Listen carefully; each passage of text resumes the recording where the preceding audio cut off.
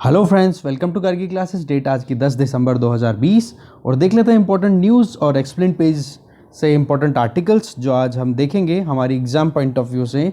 आप देख सकते हो आज की डेट है 10 दिसंबर 2020। तो फ्रंट पेज की अगर बात करें तो सबसे पहले हम बात करेंगे India object of anti China policy of the West, Russian ministers says. ये बात हो गई इसमें कि इंडिया जो है अब वेस्ट का एक ऑब्जेक्ट बन रहा है धीरे धीरे एंटी चाइना जो पॉलिसी वेस्ट की है उसमें। तो देखेंगे इसमें क्या है, रशिया फिर से अपने आप को एक तरीके से विक्टिम या फिर दूसरे पोल में बताने की कोशिश कर रहा है, क्योंकि चाइना और रशिया के बीच में आप देख सकते हो एक तरीके की एक पार्टनरशिप देखने को मिल रही है। और उसी केस में आप देखो तो चाइना को काउंटर करने के लिए वेस्ट, जिसमें यूएसए लीड कर रहा है, तो रशिया कुछ ना कुछ अपने कंसर्न्स बता रहा है कि इंडिया के थ्रू अब वेस्ट अपने सिक्के या अपने पत्ते खोलने की कोशिश करेगा। ठीक है, फिर इसके बाद में जो इम्पोर्टेंट आर्टिकल है जो आज हम देखेंगे वो ये देखेंगे कि जो माओइस्ट जो थ्रेट है, जो दांतेवाड़ा रीजन है, बस्तर रीजन है छत्तीसगढ़ में, वहाँ पर रोड कैसे बनाई जा सकती है। तो छत्तीसगढ़ के जो चीफ मिनिस्टर है भूपेश बाघेल, उन्होंने कुछ सोल्यूशन बताए हैं, उन सोल्यूशंस को पिक करेंगे यहाँ से, आप देख सकते हो। कर्नाटका ने अभी एक ज़्यादा tough anti cow slaughter law अभी लेकर के आए हैं वो बिल के तौर पे। तो इस बिल के क्या प्रोविजंस है, ये वाला आर्टिकल भी देखेंगे यहाँ से। और फिर ये लास्ट आर्टिकल भी देखेंगे, ये बड़ा इंपॉर्टेंट आर्टिकल है, न्यूज़ है ये। Pandemic lessons learned, database on migrant may be ready by June. अभी क्या है, पेंडेमिक के टाइम पे जो माइग्रेंट क्राइसिस आया उसको देखते हुए फिर अब डेटाबेस बनाने की बात की जा रही है मिनिस्ट्री ऑफ लेबर के द्वारा, लेबर एंड एम्प्लॉयमेंट, ठीक है, उनके द्वारा। इसके अलावा दूसरे पेज पे आप देखोगे तो इसी का कंटिन्यूएशन हमें मिल रहा है, इसी पेज का न्यूज़पेपर का। और इस आगे देखें तो फिर पेज नंबर 4 पे आप देखते हो एक ये वाला न्यूज़ आई है। चाइना ने 5 रीज़न दिए हैं कि क्यों उन्होंने डिप्लॉय किए ट्रूप्स को। तो हमारे जो एक्सटर्नल अफेयर मिनिस्टर है जयशंकर जी, उनके क्या रिएक्शंस हैं वो हम जानने की कोशिश करेंगे। ठीक है, इसके बाद में देखें आगे फिर पेज नंबर 8 पे एक्सप्लेन पेज है, उस पर इंपॉर्टेंट आर्टिकल है वो हम देखेंगे। न्यू सॉफ्टवेयर जो कि महाराष्ट्र गवर्नमेंट को अभी मिला है इंटरपोल के द्वारा, जिससे कि चाइल्ड पोर्नोग्राफी को कंट्रोल किया जा सके। तो ये बहुत अच्छा आर्टिकल है, इसमें सॉफ्टवेयर है, कुछ इंपॉर्टेंट टर्म्स है जो हमारे प्रीलिम्स पॉइंट ऑफ व्यू से इंपॉर्टेंट हो सकती है, ये आर्टिकल भी देखेंगे। इसके अलावा इकोनॉमी पेज पे कुछ और इंपॉर्टेंट आर्टिकल्स है, जैसे कि एक तो 24/7 आरटीजीएस ट्रांसफ़र की फैसिलिटी शुरू हो जाएगी दिसंबर 14 से। एक तो ये आर्टिकल देखेंगे। एक ये जो बैंकों को हमने रेस्ट्रिक्ट कर रखा है कि हमारे यहाँ पर बैंक जो होंगे वो उनकी ऑनरशिप केवल इंडियंस के पास ही रहेगी। तो यहाँ पर जो नोबेल लॉरेट हैं अभिजीत बनर्जी, उन्होंने ये कहा कि भाई इसका सोल्यूशन तो जो विदेशों से अगर आप पैसा लेकर के आ रहे हो और विदेशी लोगों से यहाँ पे कैपिटल इन्वेस्ट कराओगे ना, तब जाकर के ये जो बैंकिंग जो सेक्टर है हमारे यहाँ पर जो क्राइसिस का सामना कर रहा है वो टैकल हो सकता है। तो इस आर्टिकल को भी आप पढ़ सकते हो। बाकी ये वाला आर्टिकल बहुत अच्छा है कि कैबिनेट ने अभी पब्लिक वाईफाई स्कीम को ओके किया है कि हाँ अब इसको इम्प्लीमेंट किया जाएगा। तो एक तो ये आर्टिकल डिस्कस करेंगे, एक ये वाला आर्टिकल डिस्कस करेंगे। एक ये वाला आर्टिकल कि आर्टिफिशियल एडॉप्शन की अगर बात की जाए, जब से कोविड-19 के बाद में मैन पावर की कमी आई है, हमने देखा आर्टिकल्स एडिटोरियल पे भी कि किस तरीके से अपने मार्जिन्स को इंक्रीज़ करने के लिए कंपनीज़ ने अपने लेबर स्ट्रेंथ को कम किया है। ठीक है, तो आर्टिफिशियल इंटेलिजेंस का हमारे यहाँ पर अडॉप्शन बहुत ज़्यादा हुआ है, तो इसमें एक डेटा है वो हमारे काम आएगा, वो हम लिख लेंगे। ठीक है, तो इस तरीके से इकोनॉमी पेज पे ये है। बाकी फिर बाद में स्पोर्ट्स पेज और ये आ जाता है। वर्ल्ड पेज की बात करें तो वर्ल्ड पेज पे ये वाला आर्टिकल बहुत ही अच्छा है कि एमिशन जो है अब नए रिकॉर्ड हिट कर चुका है। और आप देख सकते हो इस सेंचुरी के एंड तक आते आते 3 डिग्री सेंटीग्रेड तक आप देख सकते हो वार्मिंग हो सकती है, और लगभग 1.5 डिग्री सेंटीग्रेड तो पहुंचने वाली है आने वाले कुछ सालों में ही। यूएन ने ये बात बोला है। तो ये वाला आर्टिकल डिस्कस करेंगे इस वाले पेज से। इसके अलावा आप देखोगे स्पोर्ट्स पेज पे कुछ खास न्यूज़ है नहीं, तो चलिए देखते हैं एक एक आर्टिकल को वन बाय वन। सबसे पहला आर्टिकल है India object of anti China policy of the West Russia minister says. अभी क्या है, क्वाड्रिलेटरल क्वाड ग्रुप जो है उसके बारे में हमने देखा, फॉरेन मिनिस्टर्स की मीटिंग हुई थी, तो इंडिया की तरफ से भी external affair minister S Jaishankar वहाँ पे पार्टिसिपेट करने गए थे। तो अभी जो रशिया है वो कहीं ना कहीं टारगेट करना चाह रहा है वेस्ट को, ये कह के कि इंडिया को आप एक तरीके से ऑब्जेक्ट बना करके फिर चाइना को काउंटर करना चाह रहे हो। मतलब चाइना के अगेंस्ट में जो पॉलिसी है वेस्ट की, उसमें इंडिया को एक ऑब्जेक्ट की तरह यूज़ किया जा रहा है वेस्ट के द्वारा, जिसमें मेन लीडर है यूएसए। और रशिया के जो फॉरेन मिनिस्टर है उन्होंने ये कहा कि जो मिलिट्री टेक्निकल कोऑपरेशन अभी रशिया और यूएसए और इंडिया के बीच में देखा गया है, उसमें भी बहुत ज़्यादा प्रेशर बनाया गया है न्यू दिल्ली पे। ये चीज़ भी इन्होंने बोली। साथ में इन्होंने ये कहा कि अपनी खुद की मीटिंग हो रही थी उसमें, इंटरनेशनल अफेयर काउंसिल की, उसमें ये बात बोली। क्वेड, जिसमें हमें पता है 4 इंपॉर्टेंट कंट्रीज आते हैं, USA, Japan, Australia and India, ये 4 कंट्रीज। आगे देखते हैं इसमें क्या है। अभी तक वैसे हमारे कोई फॉरेन मिनिस्ट्री की तरफ से कोई स्टेटमेंट डिक्लेयर नहीं की गई है दिल्ली की तरफ से, बट आप देख सकते हो इस टाइम पे बीजिंग की प्रॉक्सिमिटी आप देख सकते हो मॉस्को के साथ बढ़ती चली जा रही है, इसलिए ये कंसर्न कहीं ना कहीं राइज किए हैं लावरोव ने, जो कि एक्सटर्नल अफेयर मिनिस्टर है रशिया के। बाकी तो वही क्वेड की बात की जा रही है, ठीक है, और वही बात की जा रही है कि एक ऑब्जेक्टिव जो चल रहा है लगातार अभी टारगेट, कि इंडो पैसिफिक रीजन को मल्टीपोलर बैलेंस बनाने के लिए कहीं ना कहीं कोशिश की जा रही है क्वेड का नाम लेकर के। But in real sense West attempt कर रहा है कि कैसे भी करके रशिया, मतलब अटेम्प्ट कर रहा है कि जो रशिया और इंडिया की क्लोजर रिलेशनशिप है उसको भी कहीं ना कहीं अंडरमाइन किया जाए। कहने का मतलब ये एक इंटरनेशनल पॉलिटिक्स का एक सेगमेंट यहाँ पे देखने को मिल रहा है कि रशिया टेंशन में इसलिए है कि ये कह रहे हैं कि इंडिया और रशिया के जो रिलेशन है उसको क्वेड ग्रुप के थ्रू इंडो पैसिफिक रीजन की स्ट्रेटेजी को ध्यान में रखते हुए टारगेट करने की कोशिश की जा रही है। नाम चाइना है, और वैसे हमें पता ही है कि चाइना और रशिया की अभी क्लोज रिलेशनशिप है, बट हमारी तरफ से अभी तक कोई स्टेटमेंट इसके बारे में कुछ डिक्लेरेशन हुआ नहीं है। दूसरा, रशियन फॉरेन मिनिस्टर क्या बोल रहे हैं कि G20 अपने आप में अब ज़्यादा रेलेवेंट प्लेटफॉर्म है एक यूएन सिक्योरिटी काउंसिल के अलावा अगर देखा जाए तो, क्योंकि G7 है, G7 में तो देखो रशिया है नहीं, G8 था, उसमें से रशिया को निकाल दिया तो 2014 में जब रशिया ने यूक्रेन से क्रीमिया हड़प लिया था। दूसरा, ब्रिक कंट्रीज़ की बात करें, ब्रिक्स कंट्रीज़ की बात करें तो इसमें रशिया भी है, चाइना भी है, इंडिया भी है, तो ये कहीं ना कहीं शेयर्ड फिलॉसफी शो करते हुए दिखाई दे रहा है according to the foreign minister of Russia.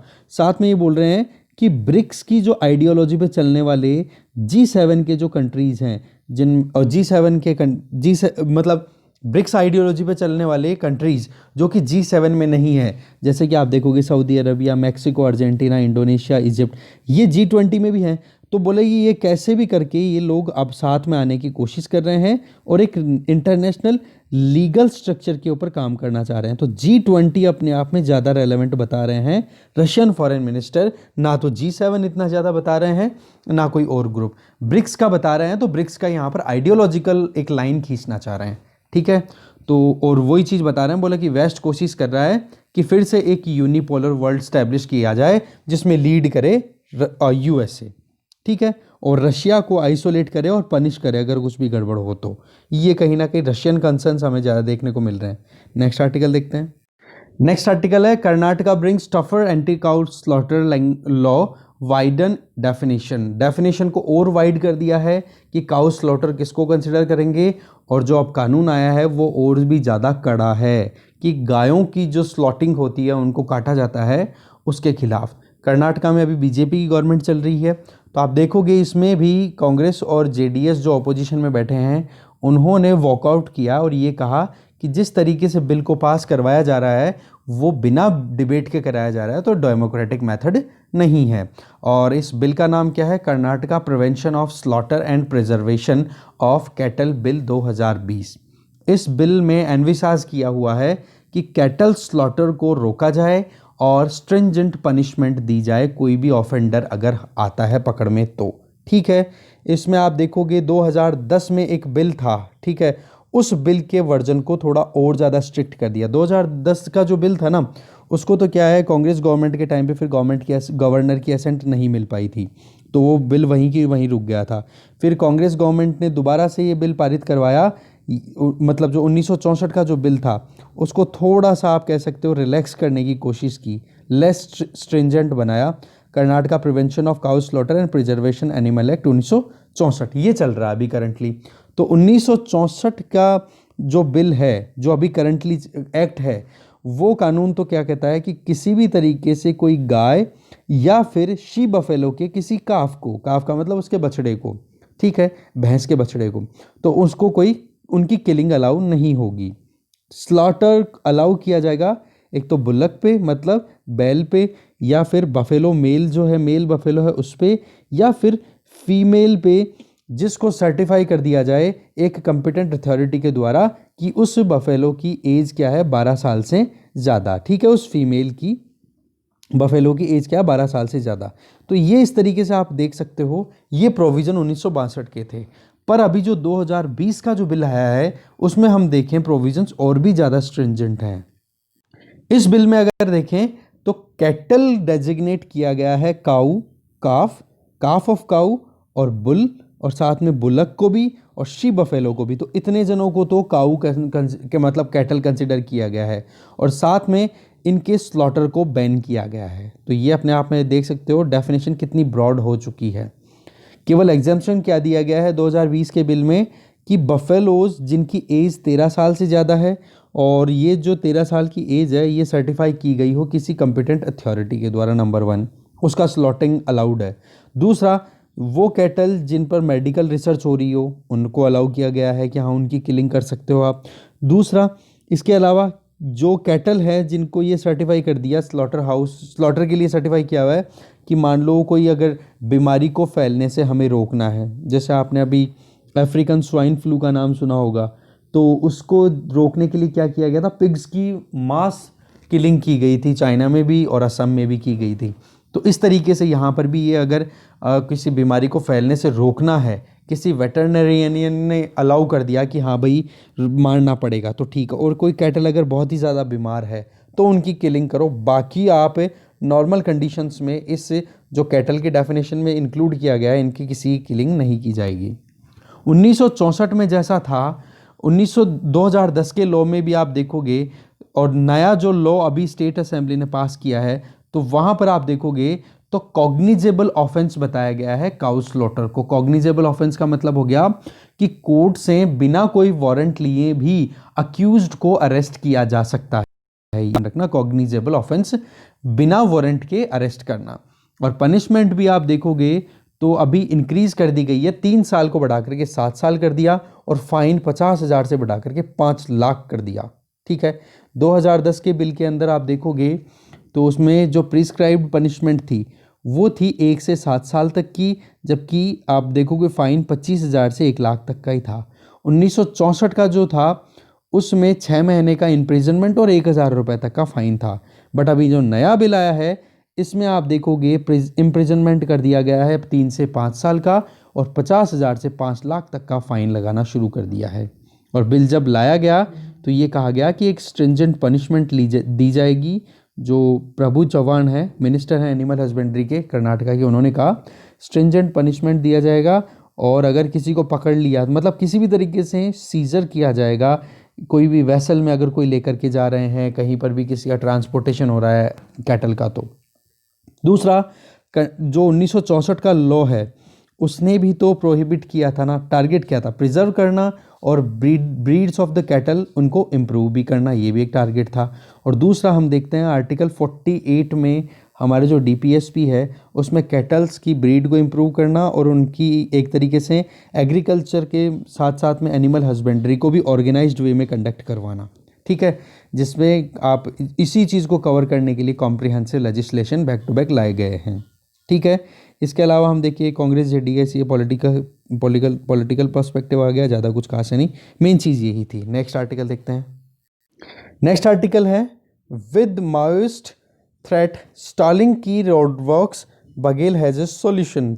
जो छत्तीसगढ़ के चीफ मिनिस्टर हैं उन्होंने मिनिस्ट्री ऑफ होम अफेयर्स और जो मिनिस्ट्री ऑफ रोड ट्रांसपोर्टेशन उनको क्या एक अपनी तरफ से एक प्रपोजल दिया है कि किस तरीके से आप सेंट्रल रोड रिक्वायरमेंट प्लान, जो कि लेफ़्ट एक्सट्रीमिज़म से अफेक्टेड रीजन है, जिसमें बस्तर वाला रीजन आ गया, दांतेवाड़ा वाला रीजन आ गया, तो वहाँ पर क्या किया जा सकता है कि कि बोला कि जितना भी रीजन है उसको आप छोटे छोटे पार्ट्स में ब्रेकअप कर दो, ठीक है, और कॉन्ट्रैक्ट पे दे दो उन स्मॉल पार्ट्स को लोकल लोगों को। तो जब लोकल लोगों को अगर वहाँ पर काम मिलेगा तो फिर वो ऑटोमेटिकली क्या करेंगे, उनको जॉब मिलना शुरू होगी, तो फिर वो वहाँ पर अपने आप ही अपने हिसाब से काम करना शुरू करेंगे। तो लोकल लोग रियलिटी को जानते हैं, ग्राउंड रियलिटी को, उसी के बेसिस पे वो काम करते रहेंगे। तो उससे क्या हो जाएगा, ज़्यादा परेशानियों का कारण भी नहीं सामना करना पड़ेगा, और दूसरा वहाँ पर जॉब अपॉर्चुनिटीज़ भी क्रिएट कर पाओगे। इसके अलावा जो गडकरी जी हैं, इनके साथ में अलग अलग ये रोड सेगमेंट बताए हुए हैं, कौन कौन से इतने ज़्यादा काम के हैं नहीं। मेन चीज़ जो थी वो मैंने बता दी। अच्छा, लेफ़्ट एक्सट्रीमिज़म जो है, ये माओवादियों का जो पूरा एक सिस्टम, ये हमारे लगभग 8 स्टेट्स में प्रेवलेंट है, ठीक है, 8 राज्यों के अंदर इसका असर है। तो वहाँ पर क्या है, अभी भी बहुत बार कंस्ट्रक्शनल या इंफ्रास्ट्रक्चर एक्टिविटीज़ को मतलब बढ़ाने के लिए कोशिश की जाती है, बट वहाँ पर कुछ सिक्योरिटी कंसर्न्स को लेकर के आप भी बैक देखते हो कि पुलिस ऑफिसर्स का मरना, सीआरपीएफ के जो जवान होते हैं उनकी डेथ हो जाना, उन पर अटैक हो जाना, तो इस वजह से कहीं ना कहीं कंस्ट्रक्शन एक्टिविटीज़ को रोक दिया जाता है, ठीक है। तो इस चीज़ के लिए इन्होंने सोल्यूशन दिया है। नेक्स्ट आर्टिकल देखते हैं। नेक्स्ट आर्टिकल है पेंडेमिक लेसन लर्नड, हमने क्या बीमारी से सीखा है, और डेटाबेस कलेक्ट करना कि माइग्रेंट वर्कर्स जो हैं, जो घर गए हैं अपने परेशान होकर के, उनका डेटाबेस तैयार किया जाए, एक पोर्टल तैयार किया जाए जून आते आते, ठीक है, ये चीज़ है। तो लेबर एंड एम्प्लॉयमेंट मिनिस्ट्री है, उन्होंने हेल्प मांगी है दूसरी मिनिस्ट्री से कि हम एक डेटाबेस बनाने जा रहे हैं माइग्रेंट वर्कर्स का, जो कि आने वाले मई जून तक अगले साल में ऑपरेशनलाइज हो जाएगा। तो गवर्नमेंट जो है कोशिश कर रही है कि नरेगा, एक तो Mahatma Gandhi national rural employment guarantee scheme, दूसरा one nation one ration card, इसका डेटा, तीसरा ESICs हैं, इनके डेटा, या फिर आप देखोगे EPFO है, वहाँ से डेटा इकट्ठा करके और फिर बाद में करेक्शन किया जाएगा। उसमें क्या होगा कि मल्टीपल प्लेटफॉर्म से डेटा ले लेंगे और फिर डी डुप्लीकेशन करेंगे कि कहीं डुप्लीकेशन तो नहीं हो रहा है, ठीक है, सबको मैच करके, और फिर एक आप देखोगे आधार डेटा का यूज़ करके फाइनली एक नया पोर्टल बनाया जाएगा। और वो पोर्टल डेवलप कौन कर रहा है, नेशनल इन्फॉर्मेटिक्स सेंटर, ठीक है, ये ध्यान रखना आप।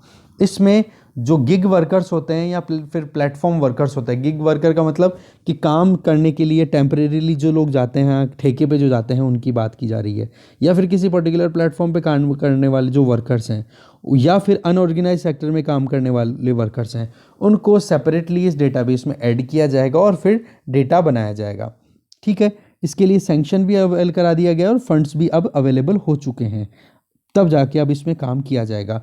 तो ये बात कह रहे हैं कौन, लेबर सेक्रेटरी अपूर्वा चंद्रा। तो इसमें फर्स्ट ऑफ ऑल सबसे इंपॉर्टेंट डेटाबेस कलेक्ट करना है अलग अलग मिनिस्ट्री से, और फिर वो पूरा डेटाबेस तैयार करना है। यही चीज़ रिपीट हो रही है बराबर। कोविड-19 के टाइम पे जो वर्कर्स को परेशानियों का सामना करना पड़ा है, उसमें सबसे ज़्यादा परेशानियों का सामना करना पड़ा अनऑर्गेनाइज सेक्टर को। तो इस वजह से उनका डेटा अगर प्रॉपर रहे तो उनको एकदम टारगेट अच्छे से किया जा सकता है। कोई भी अगर गवर्नमेंट फैसिलिटेट करना चाहे, कोई भी चीज़ उनको फैसिलिटी देना चाहे। अब यहाँ पर कुछ इंपॉर्टेंट डेटा बता रहे हैं कि लगभग 10 से 15 लाख तो गिग या फिर प्लेटफॉर्म वर्कर्स हैं, उनका डेटा मिलेगा। One nation one ration card की अगर बात करें तो उनके यहाँ पर भी डेटा आएगा, तो लगभग आप देखोगे 30 से 35 करोड़ का डेटा मिलेगा। नरेगा की बात करोगे तो लगभग 8 से 10 करोड़ लोग वहाँ पर रजिस्टर्ड हैं, उनका डेटा मिलेगा। तो इसका क्या ओवरऑल एक कंक्लूजन वे में ये ministry of labour and employment है ना, ये अपने हिसाब से काम करेगी। और दूसरा, नवंबर के टाइम पे रूल फॉर द कोड ये डिक्लेयर कर दिए गए थे कि हाँ, आधार बेस्ड रजिस्ट्रेशन किया जाएगा, सेल्फ रजिस्ट्रेशन भी होगा, जहाँ पर अनऑर्गेनाइज सेक्टर के जो वर्कर्स हैं या गिग वर्कर्स हैं या फिर प्लेटफॉर्म वर्कर्स हैं, इस पोर्टल पे जो कि सेंट्रल गवर्नमेंट का होगा, उस पर आकर के अपनी रजिस्ट्री एंट्री करा सकते हैं, ठीक है। बातें वही, फिर बाद में आराम से काम किया जा सके। अब जैसे कंस्ट्रक्शन वर्कर्स हैं, उनका भी टारगेटेड मैनर में काम किया जाएगा, ठीक है। नेक्स्ट देखते हैं। नेक्स्ट है, चाइना ने 5 रीज़न दिए हैं क्यों इतना ज़्यादा डिप्लॉयमेंट किया गया था ट्रूप्स का LAC। तो ये बात कही है जयशंकर जी ने, जो हमारे एक्सटर्नल अफेयर मिनिस्टर हैं। तो अलग अलग रीजन में दिए। वैसे तो देखो, आपको मैं बताऊं, हमारे और चाइना के बीच में अभी जो रिलेशन है वो पिछले 30 से 40 सालों में सबसे बुरे हालात से गुजर रहे हैं, मोस्ट डिफ़िकल्ट फेज से गुजर रहे हैं।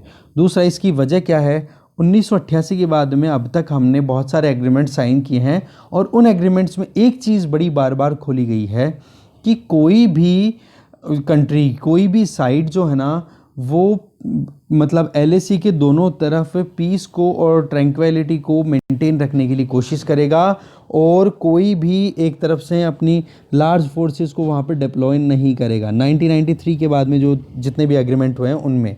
बट क्या किया चाइना ने, इसको ब्रीच किया है, इस वजह से हमारे रिलेशनशिप ख़राब हो गए। दूसरा, अभी तक तो क्या था कि बॉर्डर पे चलो ठीक है, कोई क्लैरिटी नहीं है, बट फिर भी दूसरे जो सेक्टर्स हैं, दूसरे जो रिलेशनशिप के जो अलग जो नज़रिए से देखने का तरीका था, वो तो क्या कंटिन्यू चलता रहा कि हाँ ट्रेड चलता रहेगा, बॉर्डर डिस्प्यूट को हम बीच में नहीं लेकर के आएंगे। बट अब गवर्नमेंट ने बिल्कुल क्लियर कर दिया है कि पहले बॉर्डर डिस्प्यूट क्लियर होगा, फिर उसके बाद में आगे रिलेशनशिप को आगे कैरी ऑन किया जाएगा। वैसे खैर हमने कल परसों एक आर्टिकल डिस्कस भी किया था न्यूज़ में कि इंडिया की तरफ से जो एक्सपोर्ट है वो तो बढ़ा है, और चाइना की तरफ से जो इंडिया को एक्सपोर्ट होता है वो घटा है 2020 में, अभी तक का डेटा जो देखा था। ठीक है, नेक्स्ट देखते हैं। नेक्स्ट है एक्सप्लेन पेज पे, new software and Maharashtra fight against child porn. ठीक है, अभी क्या है, महाराष्ट्र पुलिस की जो साइबर विंग है उन्होंने इंटरपोल से एक सॉफ्टवेयर कलेक्ट किया है, जिससे कि महाराष्ट्र रीजन में जो भी चाइल्ड पोर्नोग्राफी का जो एक कहते हैं ना रैकेट चल पड़ा है ऑनलाइन जो भी आती है, तो उनको टैकल करना।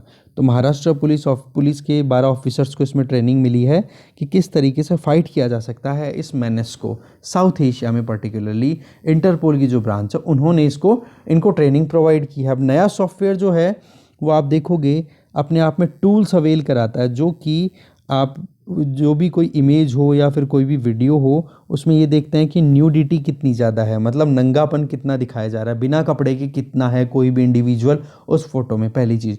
दूसरा, उसमें एल्गोरिदम ये देखती है कि फेशियल एक्सप्रेशन को रिकॉग्नाइज करके ये पता किया जाएगा कि एज क्या है उस इंडिविजुअल की, कहीं वो 18 साल से कम है या फिर ज़्यादा है, और कीवर्ड्स पे बेस्ड वो काम करेगी। तो इससे क्या होगा कि आप ट्रैक कर पाओगे, और इससे क्या होगी, लॉ एनफोर्समेंट एजेंसीज अपने हिसाब से काम कर पाएंगी और इस मेनेस को कंट्रोल कर सकती हैं।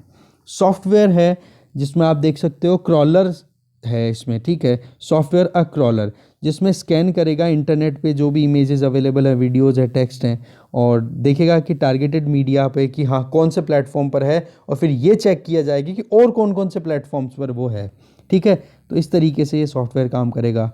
इंडिया की बात करें तो महाराष्ट्र को अभी ये प्रोवाइड किया गया है 12 ऑफिसर्स, और उसके अलावा जो महाराष्ट्र पुलिस की जो साइबर विंग है उसमें और भी ट्रेनिंग प्रोवाइड की जा रही है। इसमें आप देखोगे 12 ऑफिसर्स जिनको ट्रेनिंग मिली है ना इंटरपोल की जो साउथ एशियन विंग है उसके द्वारा, तो उसमें आप देखोगे ट्रेस करके एक यूनिट है महाराष्ट्र पुलिस में ही, ठीक है, tactical response against cyber child exploitation, उसके 270 पुलिसमैन को और ज़्यादा ट्रेनिंग दी जा रही है कि कैसे भी करके इस मेनेस को ट्रैक किया जाए। तो ट्रेस किससे रिलेटेड है ये ज़रूर ध्यान रखना, रिसेंटली न्यूज़ में था, ये क्वेश्चन आ सकता है। दूसरा, चाइल्ड अब्यूज़ को रोकने के लिए और क्या किया जाए, जैसे ट्रेस यूनिट की बात की हमने कि चाइल्ड पोर्नोग्राफी को कंट्रोल करने के लिए महाराष्ट्र में ऑलरेडी ये यूनिट काम कर रही है। तो ये कैंपेन है अपने आप में child sexual abuse material CSAM, ठीक है, जो कि कंट्री में पिछले साल से लगातार काम कर रहा है कि कैसे भी करके चाइल्ड सेक्स अब्यूज़ जो हो रहा है, एक्सप्लॉइटेशन हो रहा है, उसको रोका जाए। तो national centre for missing and exploited children, ये अपने आप में एक नॉन प्रॉफिट ऑर्गेनाइजेशन है जो कि आप देख सकते हो USA बेस्ड है, वो भी कहीं ना कहीं इस चीज़ में काम कर रहा है कि चाइल्ड पोर्नोग्राफी को कंट्रोल किया जाए। और आप देखोगे जो इम्पोर्टेंट हाइलाइट्स हैं या फिर इंडिकेशन है वो NCRB के द्वारा दिया जाएगा स्टेट्स को, फिर स्टेट गवर्नमेंट को उस पर काम करना है। ठीक है, तो आप देख सकते हो कि कोलैबोरेशन दिखाई दे रहा है एक सेंट्रल गवर्नमेंट और स्टेट गवर्नमेंट्स के बीच में। ठीक है, सितंबर 2019 से जनवरी 2020 के बीच में लगभग 25,000 ऐसे इंस्टेंसेज आए हैं जब चाइल्ड पोर्नोग्राफी डिटेक्ट की गई है अपलोड होते टाइम पे ऑनलाइन। समझ रहे हो, एक ऑपरेशन चल रहा है, ऑपरेशन ब्लैक फेस, ये महाराष्ट्र साइबर डिपार्टमेंट के द्वारा स्टार्ट किया हुआ है, जिससे कि वो डेटा को क्या डिस्ट्रिक्ट लेवल तक भेजते हैं, और जो भी कोई FIR आती है इस पूरे इश्यू में और अक्यूज पर्सन को फिर बाद में उसको टैकल करना, उसको सही तरीके से पनिश करना, उसके लिए ये काम कर रहा है। तो operation black face Maharashtra cyber का है, ठीक है, जिसमें चाइल्ड पोर्नोग्राफी को कंट्रोल करने का काम किया जा रहा है। 100 से ज़्यादा FIR अभी तक रजिस्टर की जा चुकी है, और 50 से ज़्यादा लोगों को अभी तक CSAM के अंडर में नेशनली इसमें ये जो चाइल्ड सेक्सुअल अब्यूज़ मटेरियल है इसके अंडर अरेस्ट किया जा चुका है। ठीक है, नेक्स्ट देखते हैं। नेक्स्ट आर्टिकल है इकोनॉमी पेज से कि कैबिनेट ने अभी पब्लिक वाईफाई स्कीम को ओके कर दिया है, ये अलाउ कर दिया है। सामने आपके स्क्रीन पे है हमारे टेलीकॉम मिनिस्टर रविशंकर प्रसाद जी। तो अभी आप देखोगे कि वायरलेस कनेक्टिविटी कैसे इंप्रूव की जाए थ्रू आउट कंट्री, उसको इंक्रीज़ करने के लिए यूनियन कैबिनेट ने वेंसडे को अप्रूवल दे दिया है कि अब public wifi network accessibility available कराई जाएगी। ठीक है, जिसमें आप देखोगे public data offices PDOs open करे जाएंगे। ठीक है, जिसमें कोई लाइसेंस की ज़रूरत नहीं है, कोई रजिस्ट्रेशन या किसी फ़ी की ज़रूरत नहीं होगी। कहने का मतलब बिल्कुल ओपन वाईफाई फैसिलिटी अवेल कराने की बात की जा रही है। और इस स्कीम को क्या बोला जा रहा है? प्रधानमंत्री WiFi access network interface, PM वाणी। ठीक है, तो PDOs जो है ना, तो पहले जो कॉलिंग के लिए हुआ करता था वायर्ड कॉलिंग में PCOs जो होते थे ना, STD ISD PCO, तो PCOs जो होते हैं ना पब्लिक कॉलिंग ऑफिसेज, उन्हीं के हिसाब से ये काम करते दिखेंगे।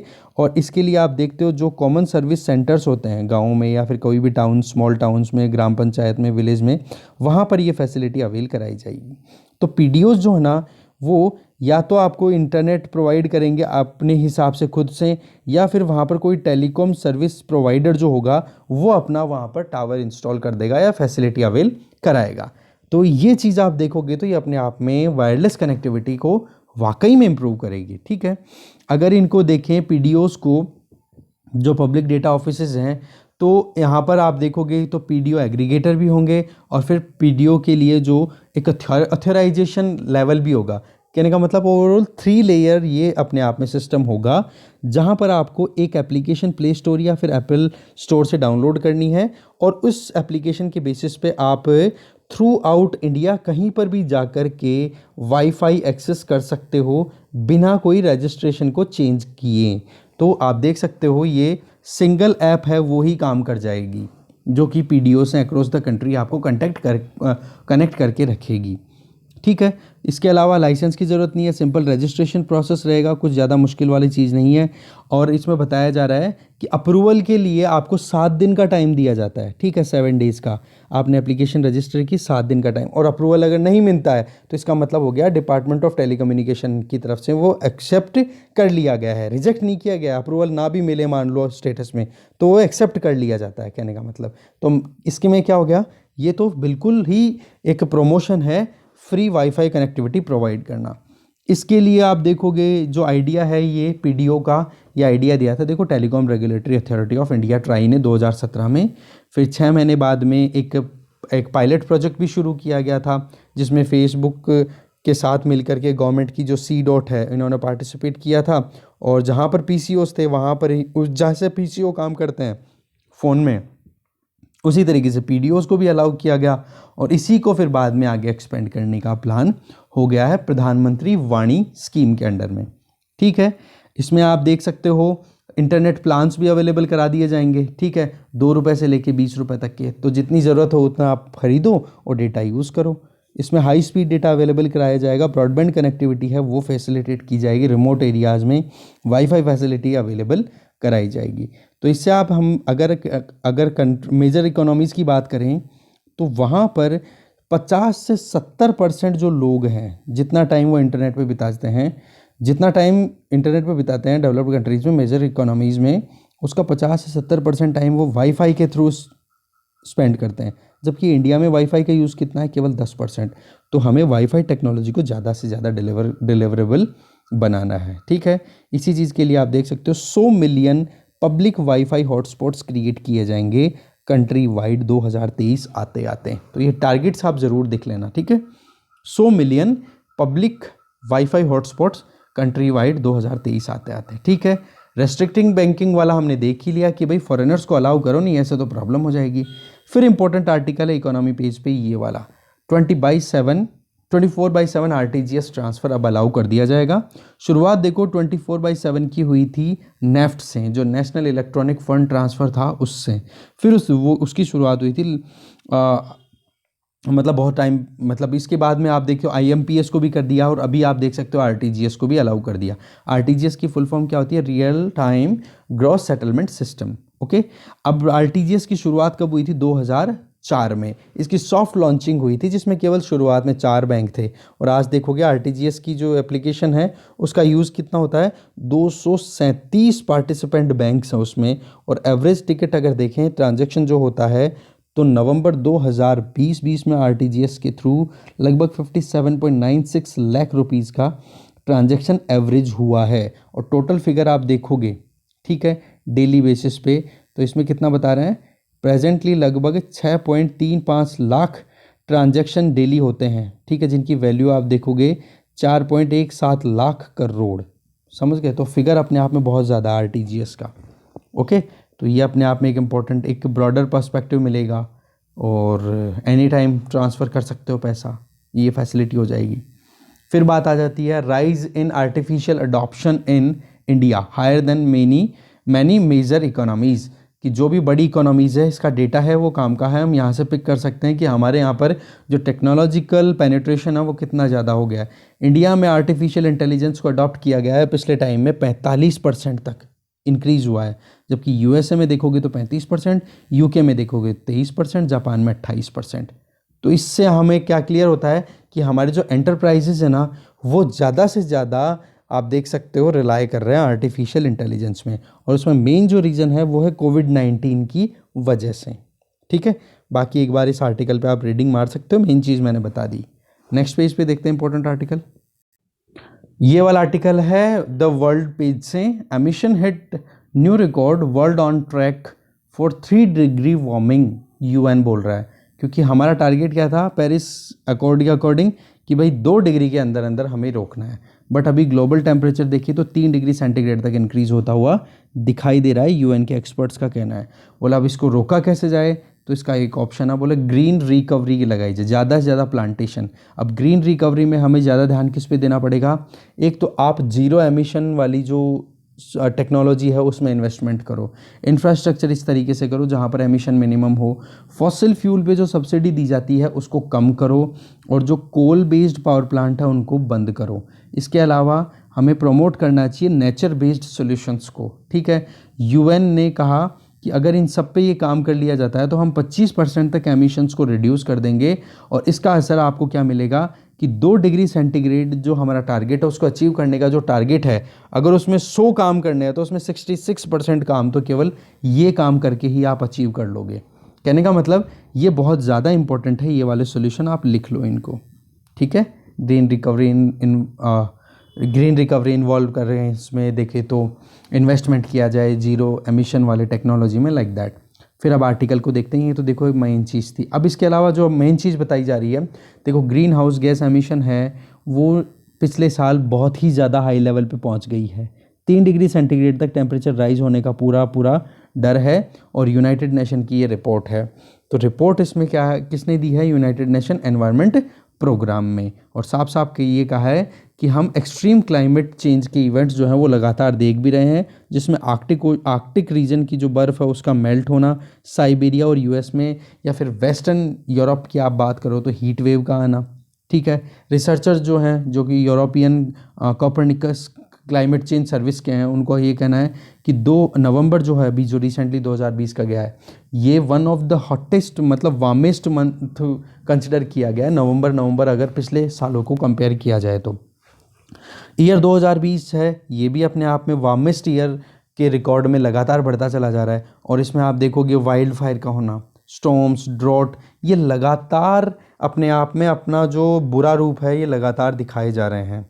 एमिशन गैप की अगर बात करें तो रिपोर्ट ने बिल्कुल कहा है कि जो एंटिसिपेट किया गया था कि हम एमिशन को कंट्रोल करेंगे पेरिस क्लाइमेट अकॉर्ड के हिसाब से, उसके हिसाब से बिल्कुल भी काम नहीं हो रहा है। क्योंकि पेरिस क्लाइमेट अकॉर्ड में क्या किया गया था कि प्री इंडस्ट्रियल अगर इरा की बात करें तो उसके कंपैरिजन में 21वीं शताब्दी खत्म होने तक केवल 2 डिग्री सेंटीग्रेड तक टेम्परेचर को हमें रोकना है, जबकि तो कोशिश की जाएगी 1.5 डिग्री सेंटीग्रेड तक, बट रियलिटी क्या आ रही है, 3 डिग्री सेंटीग्रेड तक भी अपन रोक नहीं पाएंगे।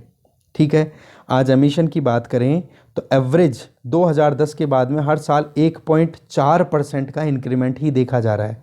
ठीक है, और आप पिछले साल की बात करो तो 2.5% से भी ज़्यादा इंक्रीज़ हुआ है हमारे यहाँ पर जो एमिशन है इस प्लेनेट पर। फॉरेस्ट फायर इसमें सबसे ज़्यादा कंट्रीब्यूट करती हुई दिखाई दे रही है। 2019 में एमिशन की अगर बात करें तो कार्बन डाइऑक्साइड इक्वलेंट GTCO2 इसका ये नया ही इन्होंने मतलब एमिशन का रिकॉर्ड लेवल अचीव कर लिया, दैट इज़ 59.1 गीगा टन। समझ रहे हो? तो टेम्परेरी एमिशन डिप देखा गया था थोड़े टाइम के लिए जब कोरोना वायरस आया, क्योंकि उस टाइम पे सारी एक्टिविटीज़ रुक गई थी। बाकी फिर से आप देखोगे परेशानियां तो बढ़ती चली जा रही है। आप देखो यहाँ पे कि travel, industrial activity, electricity generation, इनमें कमी आई थी कोविड-19 के टाइम पे, तो उससे तो केवल एमिशन में केवल 7% का रिडक्शन आया है, ज़्यादा तो आया ही नहीं है। तो इससे रिडक्शन कितना होगा? ओवरऑल टेम्परेचर जो 3% इंक्रीज़ हो रहा है उसमें 0.01, तो हमें बहुत कुछ करना बाकी है। तो यूनाइटेड नेशन और ब्रिटेन की एक ऑनलाइन कॉन्फ्रेंस हो रही थी, 5th एनिवर्सरी थी पेरिस एग्रीमेंट की, तो उस पर ये बातचीत हो रही थी और उसमें ये कंसर्न राइज़ किए गए हैं। ठीक है, तो हमें और भी ज़्यादा काम करने की ज़रूरत है अगर ये वाकई में टारगेट्स अचीव करने हैं पेरिस क्लाइमेट अकॉर्ड के। ठीक है, तो इस तरीके से हमारा डिस्कशन यहीं ख़त्म होता है। पूरा न्यूज़पेपर ऑलमोस्ट कवर कर लिया है। Thank you.